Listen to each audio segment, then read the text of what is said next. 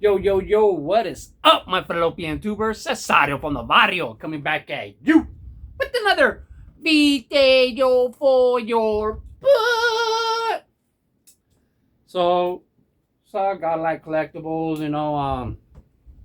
making a video of how my genie asking how do we collect. That was a simple video to make, man. Got home early from work today. So I thought I'd make one on the subject.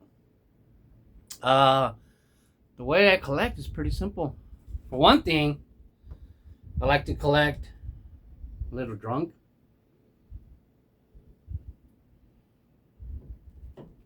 Cerveza. And a little high. That's just what I've been doing forever. Some bad habits die hard. But I mean, the way I collect is, it's simple but complicated. Collectors don't understand. People that want to put you in a category wouldn't. I consider myself a collector. I just collect. I haven't sold any cards yet. And I do say yet, not that I have anything against them, but I came close. Almost sold the card last week, to tell you the truth. And probably my most valuable. I'm not sure if it is, but probably. But let's start off with the main thing. People will consider me a set collector. All right. And I do collect sets. I like to put, and you also kind of have to even go deeper than that, because there's set collectors who just collect sets, buy the set complete, and sometimes like to keep themselves and would never look at them, never touch them, which is like something I don't understand personally. But hey, whatever floats your boat, whatever tickles your fancy, But for me personally, I'm a set builder, which means I'll buy packs. I gotta buy packs and open them and try to put the set together. And then, obviously, I can't do that with vintage, all right? So when it comes to vintage, I buy all my cards and singles at shops. So basically, like here, I got the 1971 set. So how this started is I kind of bought a starter set. Basically, went into a card shop. And man, look at that Thurman Munson. Looks beautiful in the center right there, doesn't it? And she was just selling all, a bunch of singles. And I said, hey, can I buy all those? And, so I had to go back the next day. And she went through, I guess, every card and kind of priced them out. Most of them were for 50 cents each. But some of the better ones, $2, $5 here and there. So I put it all in order, put them all in order. They weren't in order, put them in order, put them on binder. And then I go and I make a checklist. All right. Now this set I call my Lumpy set because I was, because of my dog Lumpy. So I call it my Lumpy set, the 1971. So I go and I write down every card that I'm missing.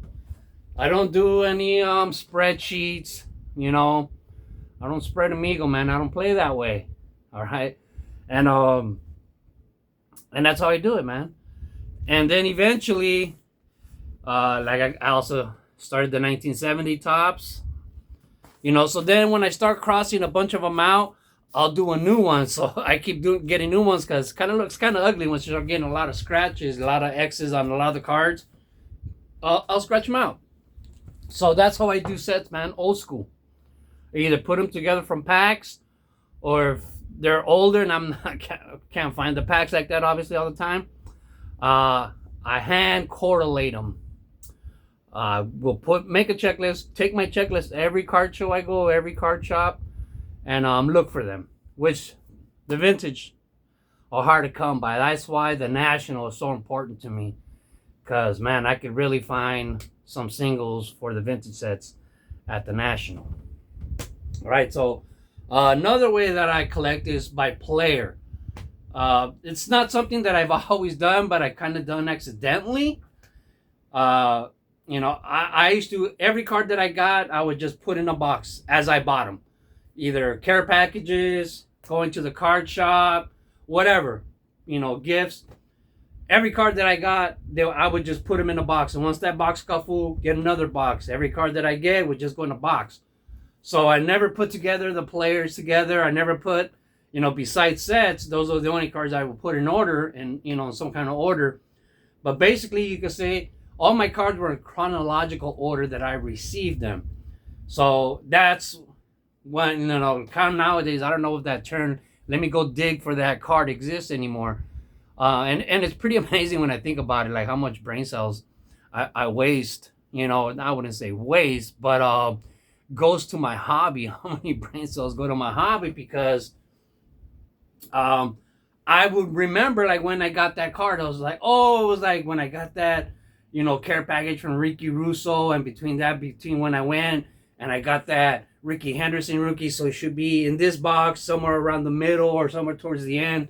And I would dig through the box looking for a card that someone's asking me to show or whatever. Or, or asking for a trade or, but I would have to dig for that card. I think most people nowadays know when somebody asks them for a card, they know exactly where it's at. I wasn't like that forever.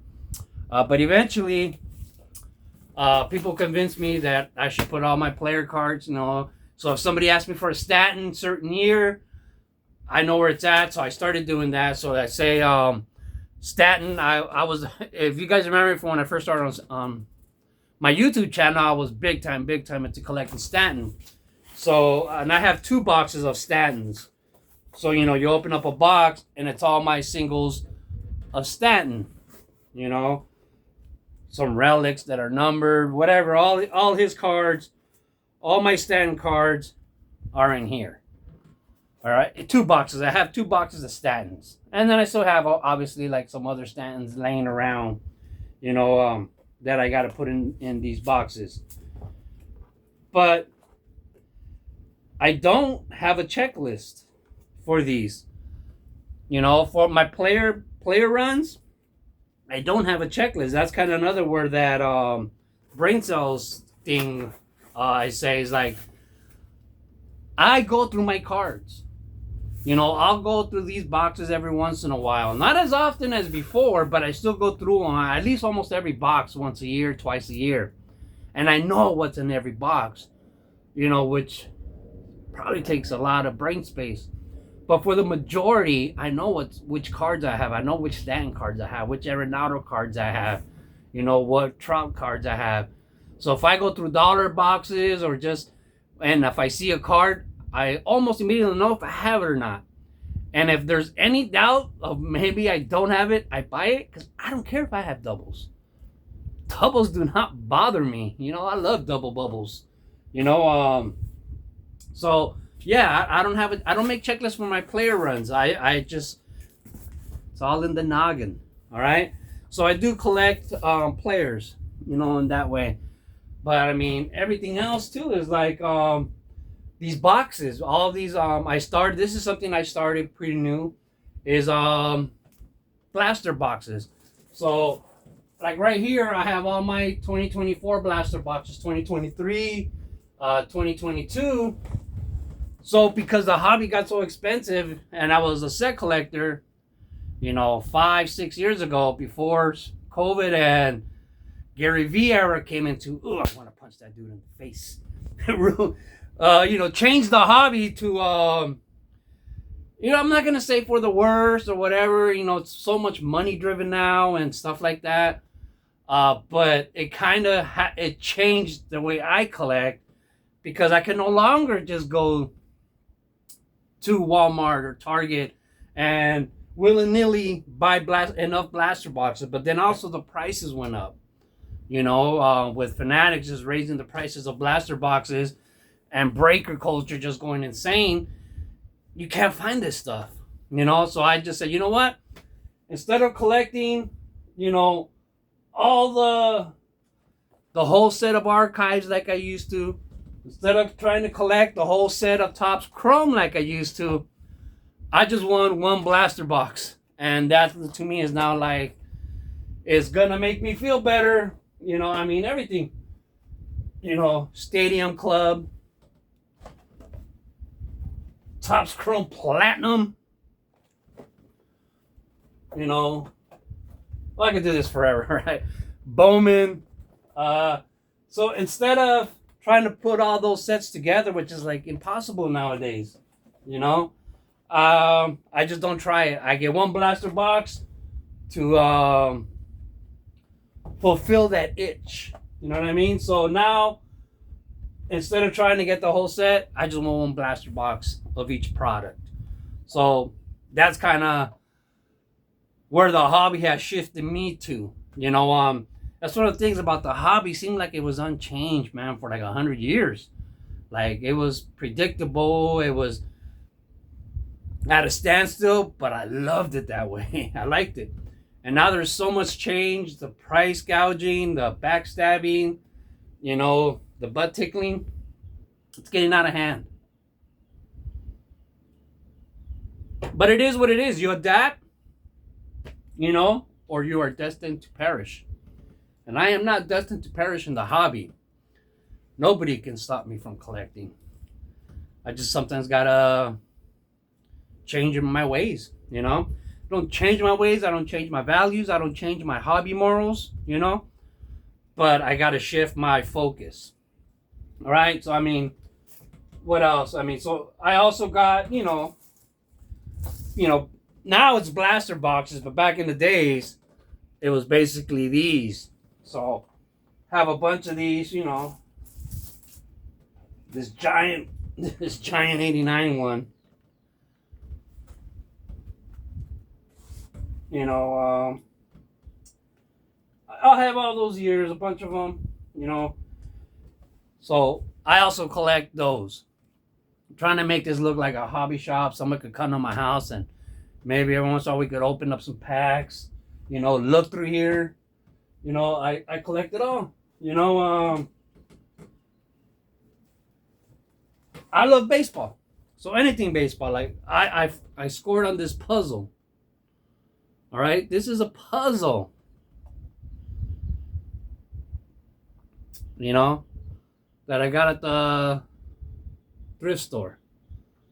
It's Sickle, Enfermo. Love stuff like this. You know, the classic games. Like, some of you guys might have seen those classic cards, not know where they come from, but it's from a board game. You know, I have the board games with the cards still inside. Oh man, I didn't know that was gonna collapse like that. Collect it all, man. Even coffee mugs with Mickey Mantle. Hell yeah. Let me see. Even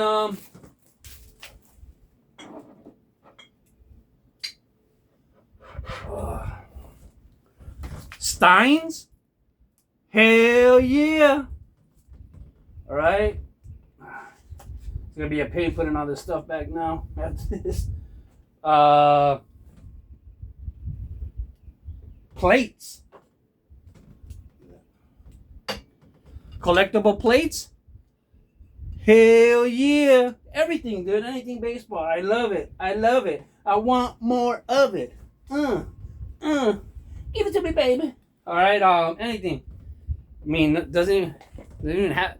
I love cards, so I got, you know, other things that I just keep in packages because they're there, and I buy them. Got those for cheap. That's why. And I also have a vault, so there's some gems that I have in this vault that nobody knows the combination to. All right. Here's the lock. I have it open right now, so I'm slipping. But I have the lock, and I keep the key inside my butthole, so nobody can break into my vault where I have my favorite cards. You know, and it's not about price, you know. One of my favorite cards, 89 Steve Jeltz, 707, is in my vault, you know. The Bo Jackson Score is in my vault. Not valuable to some dickhead flipper, but priceless to me. All right. Comic books, baseball comic books, whatever, man. I collect it all. And graded cards. My whole box of graded cards is actually right here. So I was going through them. But these are all my graded cards. Have I ever graded a card? No. I don't grade cards. But sometimes the graded cards are cheaper.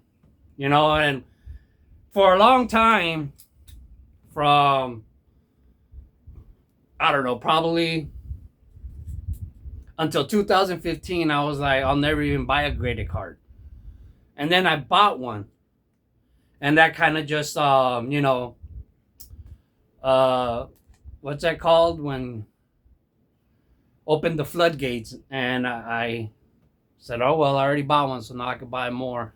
And I would buy slabs because a lot of times they'd be cheaper than the raw cards. And I just wanted the card. All right, but I don't care about the prices. I don't care about the grades. I just want the card. Now, that first card that I bought was a 1983 Mike Smith. So when I was putting together my 83 set, the last card I needed was a Mike Smith. And I went everywhere looking for it. Every card shop. Nobody has an 83 Mike Smith. It's not a valuable card. But one day I saw a slab, and it was like $3, or I think it was like $2 or $3. So I bought it, and I cracked it out.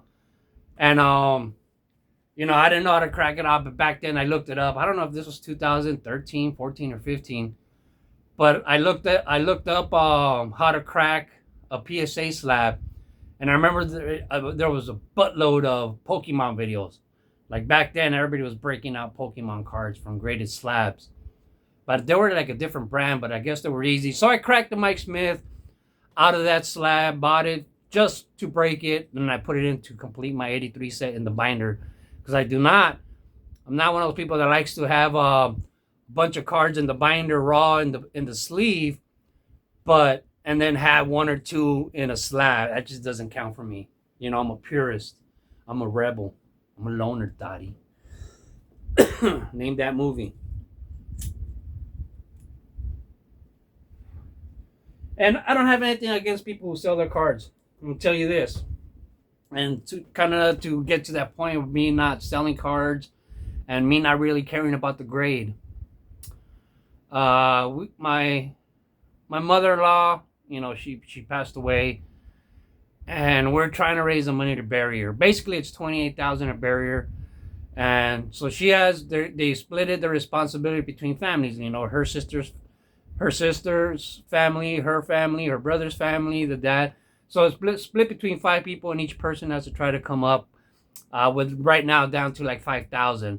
The GoFundMe and that we set up, and we had a car wash this Saturday. We've raised about $5,000. So right now it's kind of up to like $5,000 each that every person has to come up so we can bury. They wanted to bury her this Wednesday, but you can't bury her till you pay in full. So we don't know. Now we're just kind of setting a new goal for next Wednesday, hopefully. And I told my wife, I go, she was stressed because we owe a lot of money to taxes right now. And then this came up, and so like, how are we gonna come up with $5,000? Like, we don't have that kind of money. We don't. And so I told her, hey, I'll sell my Mickey Mantle. And she had no idea that I have a card worth a couple $1,000. And I said, yeah, I'll sell my Mickey Mantle. And she's well, is that the one you bought with the World Series money? I'm like, yeah, that was in 2018. And she's all, how much you pay for it? And I said, $800. And she's all, how much you think you could sell it now? And I'm all like, maybe $4,000 or $5,000. She was like, all in shock, like, well, how? Like, what do you mean? You bought it for $800, but you could sell? I go, yeah, it went up during COVID. Tried to explain to her how the hobby went crazy.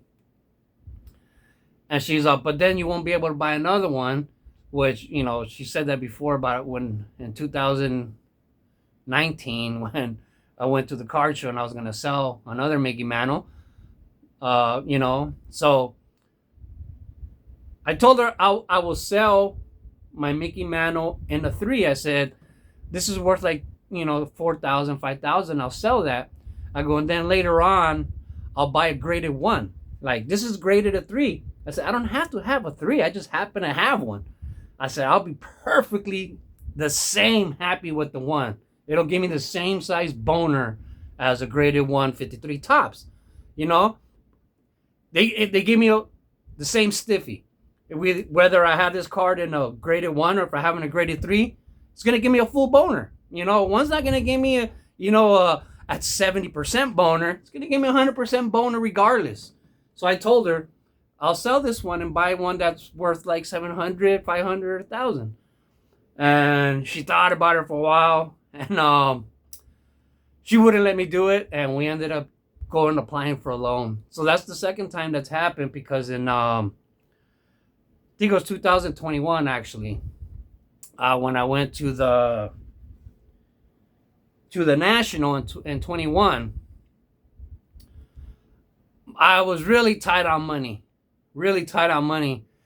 And so I was willing to sell my 54 Bowman Mickey Mantle, just so I could have money to spend. And I was going to get paid direct deposit from my work while I was there. But that was still my rent money. Like, I couldn't afford to spend it. So what ended up happening in the end, everybody told me, hey, I know somebody that wants to buy your 54 Bowman. You can sell it. And it was for like $800. But I had bought it for like $150. But after COVID in 2021, I guess the price at that time was like $400 or $800, whatever it was, which was way more than what I bought it for. I was like, oh yeah, I'll sell it. Same thing. I'll get rid of this 4. I think I have it in a 4 or 3. And I said, I'll buy a 1 later. But in the end, I couldn't do it. I was like, I don't want to open up the floodgates. You know what I mean? I was like, same thing like happened with just slaps, period. So I don't want to sell a car, because then I'm going to start selling, because now it's like, oh, well, might as well. You've done it already, So I didn't sell it. What I ended up doing was just spending my rent money. And I said, you know what? When I go home, I'm just going to go home and get a loan from the bank. So I could enjoy myself at the National and not be looking like a beggar, like I need money, which I did. But, you got to have some pride, That's why it's a sin, man. And so, long story short, I didn't sell it. I spent my rent money, and when I came home, I applied for it, which I knew I would get 100%. I knew I would get. So I went to the bank and got a $2,000 loan, got it that same day and paid my mortgage. So, but I didn't sell my card. So like I said, I'm not against it. So, yeah, you do what you do, man. It's your hobby. It's our hobby. But what you do with your cards is your hobby. And what I do with my cards is my hobby. So don't fucking tell me how to collect. Sorry for that little outburst. It's in my nature. I got a curse. All right? And where's my lighter? Yeah, so I like to chill in my room, drink, smoke, collect. I mean, I collect everything. I collect records. I mean, you could say I collect hats, everything. I'm just a collector, I have my cards still from when I was, little, since little. Junior high and high school, all those cards that I had. I'm a collector, right? That's what I am. So that's how I collect. I buy stuff and I keep it, I don't worry about the value. I don't worry about keeping things pristine. These pages, these uncut sheets, I pinned them to the wall. Yeah, I made holes in them. They're my cards. You don't like it? Suck my butthole. All right. But anyways, oh wow, I didn't know it was this long. I thought I was gonna make a 10-minute video. But yeah, guys, that's how I collect. Love collecting. I mean, look around my room, guys. I mean, this room is pretty much dedicated to baseball cards, everything, That's how much I love baseball cards. All right. So love the hobby, people. Just keep collecting baseball cards forever. I said, ciao. The hell did I do? I thought I